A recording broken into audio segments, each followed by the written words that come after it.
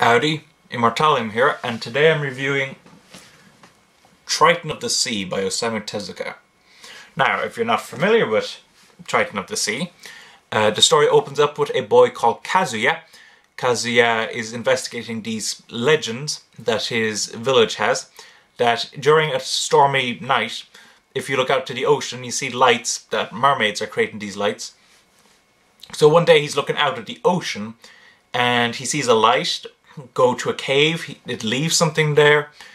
So the next day he comes back, investigates that cave, and he finds a baby boy, which he brings back to his village, and a calamity occurs, a tsunami, which causes disaster for the village. He finds out after that that this boy is from the Triton clan and has been at war with the Poseidon clan for centuries.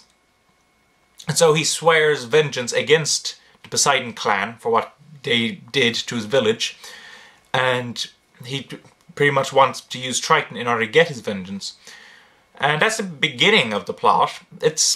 The pacing of the plot is a bit unusual. For one, you would expect from that story that Kazuya would be the lead, but we know from the title that Triton is the lead.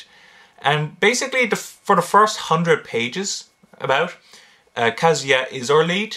He and his family move to Tokyo. He gets a job, he gets screwed over, he wants vengeance. A lot of stuff happens, and it's quite realistic, oddly enough, something that I wasn't expecting.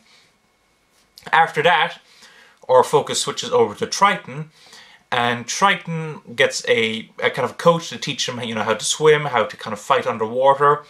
He then, basically, a lot of the rest of the manga is Triton fighting against the Poseidon clan in order to get vengeance for the extermination, or near extermination, of the Triton clan.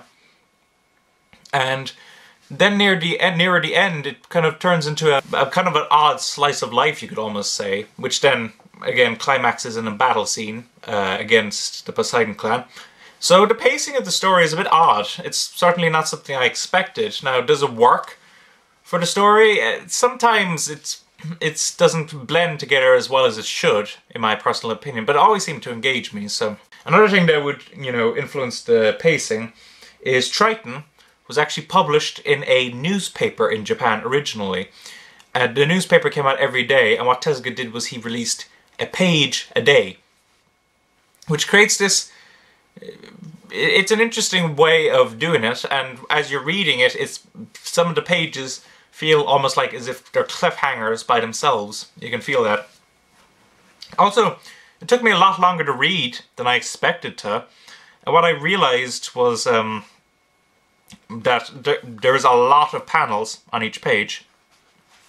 A good example would be this page here, which added to its reading time, something I did not expect, so it kind of lended the story maybe a bit of a slower pace than I would have expected, and probably would have liked, because essentially the majority of the story is an action manga, so a slow pace doesn't really lend itself well.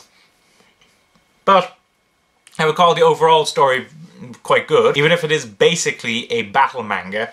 There's a lot of environmental issues. There's the question of, to get revenge or not to get revenge. It's good.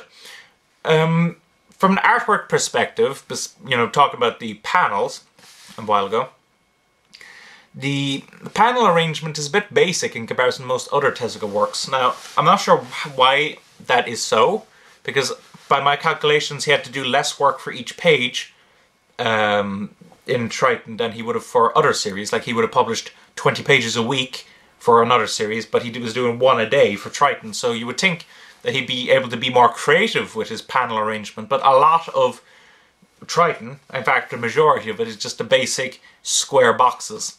Even for action scenes it's mainly square boxes, which I find odd, because even in series that aren't particularly actiony, like Blackjack, when something, intense is happening, Tezuka uses the diagonal lines in order to lend it more dynamism. So I was kind of disappointed by that, and I'm not too sure how that even worked. Now, this was published near the end of the 60s. I think it was 66 to 69. So by this point, Tezuka has this is before he started moving into adult manga, so he still has that kind of classic art style that he used for Astro Boy, Princess Knight, etc., etc. But he's really developed it very well. So the level of detail and the character movement and etc., etc., is actually really good. In fact, it's some of his better ones, in particular in comparison to like Twin Knight or Astro Boy, etc., etc. I mean, it's just the panel arrangements. I found that a bit, disappointing coming from Tezuka, who was always so innovative with his panels. So basically, it's a good series, as I would say. It's not one of his better ones, in my opinion. It's a bit basic. It's not as well told. It's not as innovative, but it is a fun series, and it's something that I would recommend. Just don't go into it expecting the usual Tezuka quality that I would associate with a lot of his works. Now, just to discuss something else about these books, is that they were published by DMP under the logo of their Platinum manga, which is classic manga, through Kickstarter.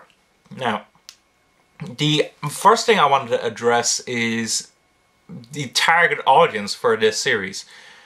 The Kickstarter that Triton came out of was for Unico, and it was actually a stretch goal for Unico. So basically the target money for Unico, the publishing of Unico, was met, and then people kept investing in it, so Atom Cat came about, and then after that came Triton. And the whole premise of the Kickstarter was Tezuka manga for children, because as they rightly pointed out, a lot of Tezuka's works coming over to America were aimed at adults. Which made sense, that's like people want to read adult Tezuka works, but they wanted to expand the children aspect of it. Tezuka did publish a lot of children's manga, so that was the premise for the Kickstarter. Now, I can understand that with Unico and Atom Cat, but Triton is not a children's work, in my opinion. It is a teenage work. In fact, it actually says on the back 13+. There is violence in it. There is some strong language. As I said, the first 100 pages is actually kind of realistic. A bit too strong for children. So I just want to point that out in case anyone thinks that this is a children's work. Just, I would not recommend this for children. Wait until they're a little older before showing it to them. So I just want to address that because it's a bit odd, in my opinion. It seems almost against what they were trying to achieve. And now I just want to also address DMP's presentation of the book. So, in comparison to the normal tankobon size, let me get Yatsuba. So the standard tankobon size is this, and it is about this height in comparison to it.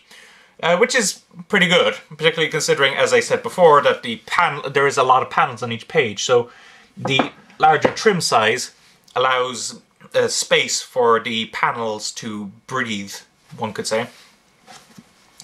Now, concerning paper quality, the paper quality is good. Concerning translation, the translation in general is quite good. There's translation notes for particularly Japanese gags. But one thing I do want to say is that there is actually a larger amount of typos than I expected in these two books, which I found quite annoying. They weren't so frequent that they majorly detracted from the work, but they were frequent enough that I took note of them, which is something that I should never have to do. And another thing that I found disappointing about these was the cover art. The cover art, as you can see, is actually two panels, for this one at least, two panels from Tezuka's manga. You have Triton on top of a dolphin, the dolphin being the ally of the Triton clan. And you have a shot of, I think it's one of the homes of the Triton clan. But the thing is, in my opinion, it's quite an unappealing cover due to the fact that originally this panel is actually quite small, so on a closer inspection, you can see a few flaws in the actual drawing. It's not meant to be magnified to this size. Also, the fact that it's in black and white doesn't really lend any kind of oomph to the cover. So, and that applies to this one as well. I think more to this one.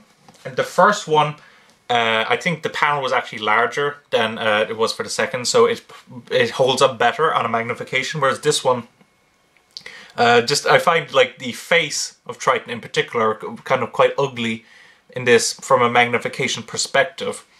So I find that quite annoying. I don't understand, like, considering all the money that DMP raised from the Kickstarter, I don't understand why they didn't just get the original covers for Triton in Japan. I just found that a bit odd. So anyway, that's my review of DMP's presentation of it. So overall, what do I think of Triton? It's a fun series, it has some nice ideas in it, but I think its pacing is a bit sloppy, its panel work isn't as dynamic as I would have liked it to be. And DMP's presentation of it in general is good, but it's not as good as I was hoping it would be. I personally think their presentation of Swallowing the Earth is actually a lot better. Less typos and a more appealing cover. So that's my opinion on Triton. Thank you for watching. Don't forget to comment, rate, subscribe, and bye-bye.